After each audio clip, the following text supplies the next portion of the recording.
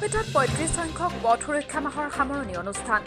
পথ সুৰক্ষা মাহ উপলক্ষে আজি বৰপেটা মটৰ শ্ৰমিক ইউনিয়নৰ কাৰ্যালয়ত পথ সুৰক্ষা মাহৰ সামৰণি অনুষ্ঠান অনুষ্ঠিত কৰা হয়।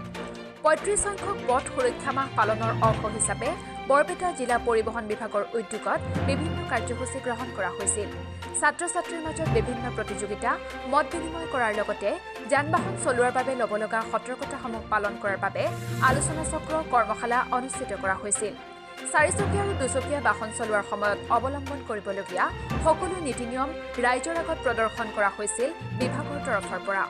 ৰাজ্য চৰকাৰৰ নিৰ্দেশ মৰ্মে পালন কৰা পথ সুৰক্ষা মাহত পথ দুৰ্ঘটনাৰ মাত্ৰা হ্ৰাস কৰিবলৈ বৰপেটা জিলা প্ৰশাসন আৰু জিলা পৰিবহণ বিভাগে বিভিন্ন কাৰ্যসূচী ৰূপায়ণ কৰিছিল।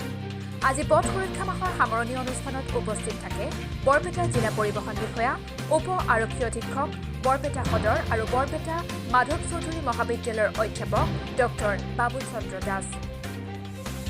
14 তাৰিখৰ পৰা আজিলৈকে আমাৰ মাহজোৰা পথ সুৰক্ষা সজাগতা মাহ এটা পালন কৰা হৈছে আৰু প্ৰত্যেক দিনে বিভিন্ন ধৰণৰ কাৰ্যসূচী লোৱা হৈছে। আজি আমাৰ সামৰণি অনুষ্ঠান আৰু এই সামৰণি অনুষ্ঠানত আমি এখন ইয়াত সামৰণি অনুষ্ঠান এটা উদযাপন পাতিছোঁ, আয়োজন কৰিছোঁ। আৰু ইয়াত আমাৰ সমাজৰ বিভিন্ন শ্ৰেণীৰ ড্ৰাইভাৰ, হেণ্ডিমেন, তাৰপিছত সাধাৰণ ৰাইজ, কিছুমান সংস্থা, বাছ সংস্থা, গতিকে বিভিন্ন সন্থাসমূহ ইয়াত আমন্ত্ৰণ কৰি আনিছোঁ আৰু আমাৰ মিটিং ইতিমধ্যে চলিয়ে আছে। গতিকে আমি বিভিন্ন ধৰণৰ কাৰ্যসূচী লৈছোঁ, যেনেকৈ ফ্ৰী আই চেকআপ আৰু ৰেলী, আপোনাৰ বিভিন্ন ধৰণৰ সজাগতা সভা বিভিন্ন ঠাইত, স্কুল কলেজত, তাৰপিছত বাটৰ নাট, কুইজ প্ৰতিযোগিতা, চিত্ৰাংকন প্ৰতিযোগিতা আদি কৰি বিভিন্ন ধৰণৰ কাৰ্যসূচী লোৱা হৈছে। আৰু আজি আমাৰ সামৰণি দিন আৰু অনুষ্ঠান ভালেই হৈছে।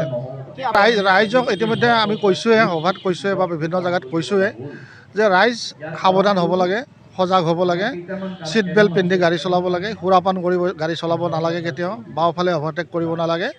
গতিকে আৰু অকল চালকসকলে নহয়, যিবিলাক ৰোড ইউজাৰ আছে, ধৰক চাইকেল বা ধৰক খোজকাঢ়ি যোৱা মানুহ বা অন্যান্য ধৰণৰ যিবিলাক ৰোড ইউজাৰ আছে, সকলোৱে সাৱধান আইন মানিব লাগে। মটৰ ভেহিকল আইন যিখন, এইটো আইনমতে চলিব লাগে। আৰু সেই এনেকৈ আইনমতে চলিলে আমাৰ সমাজত কেতিয়াও দুৰ্ঘটনাৰ দৰে এইটো এটা ব্যাধিৰ দৰে হৈছে দুৰ্ঘটনাটো। গতিকে তাৰ পৰা আমি মুক্ত হ'ব পাৰিম। বৰপেটাৰ পৰা জটিল নাথিপুৰ, অমৃত প্ৰবাহ, অসমীয়া সাপ্তাহিক কাকতৰ ডিজিটেল সংস্কৰণ অমৃত নিউজ, সত্যৰ সন্ধানত অমৃত নিউজ।